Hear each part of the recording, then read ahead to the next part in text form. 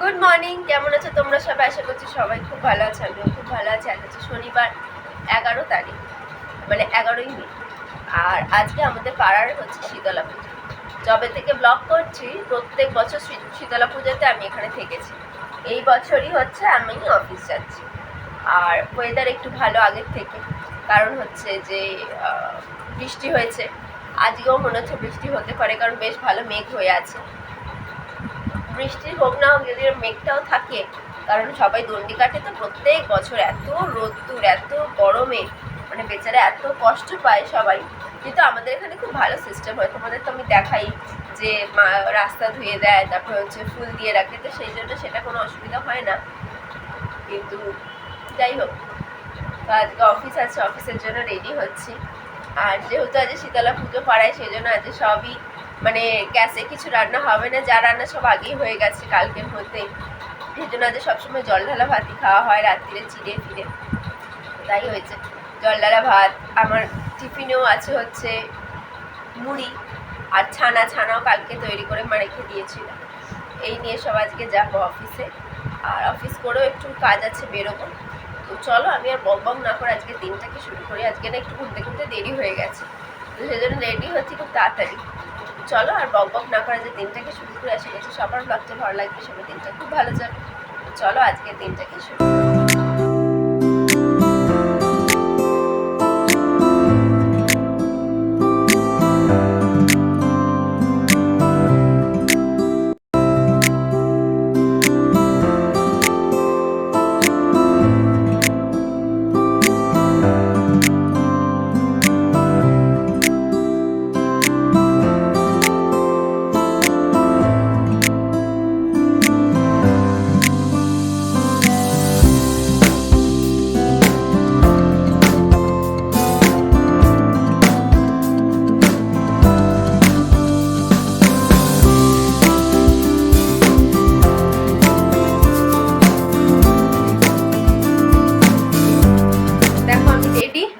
কানটা হেভি ব্যথা হয়েছে, এইটা নেই কানে, ডান কানে খুব ব্যথা হয়েছে।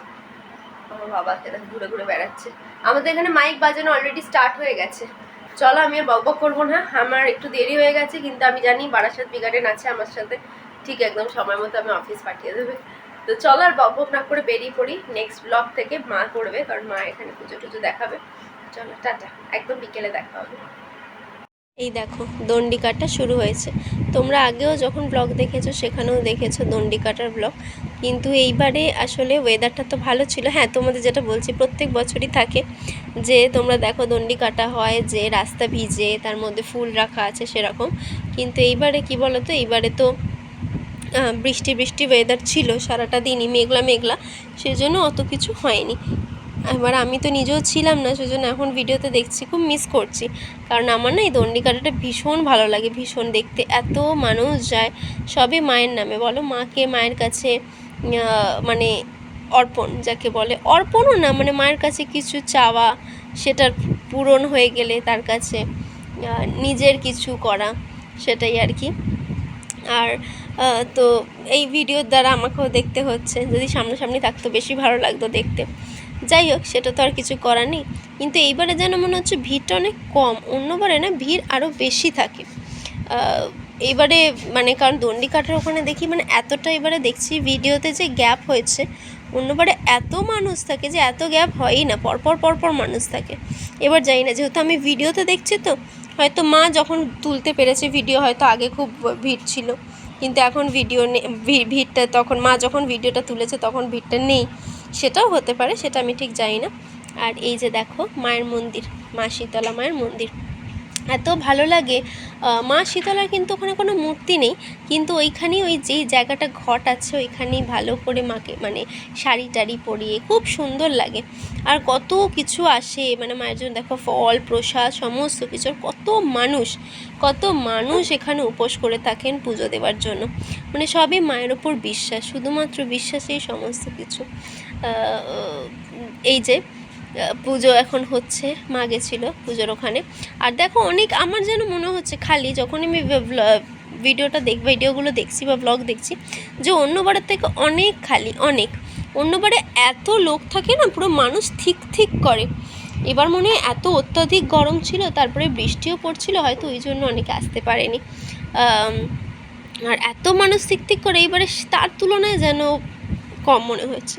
আর এখানে দেখো যারা দণ্ডি কাটে, দণ্ডি কেটে এসে, দণ্ডি কাটে বা গণ্ডি কাটে আমি ঠিক বলতে পারলাম না, এসে তারপরে মায়ের কাছে পুজো দেন, তারপরেই ওনারা খেতে পারবেন কিছু, তার আগে কিছু খেতে পারবেন না। তো এই যে দেখতে থাকো তোমরা।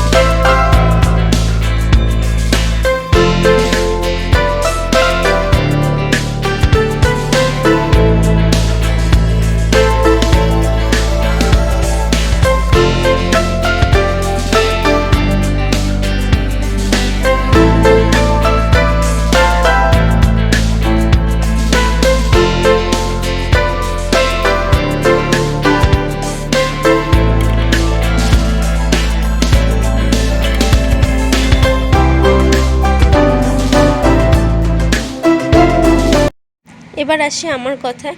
অফিস থেকে বেরিয়ে গেছিলাম অ্যাক্রোপলিস মলে। কি করতে? বসে থাকতে।